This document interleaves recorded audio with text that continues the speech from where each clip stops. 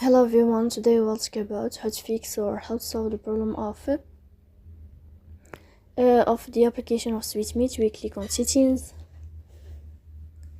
Here on this page you can click on apps, default apps, app settings.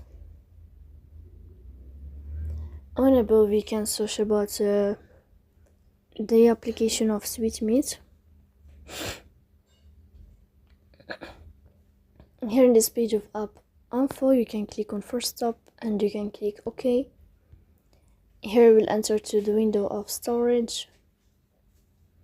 Then you can click on clear cache, but pay attention, don't click clear data because that can delete your account.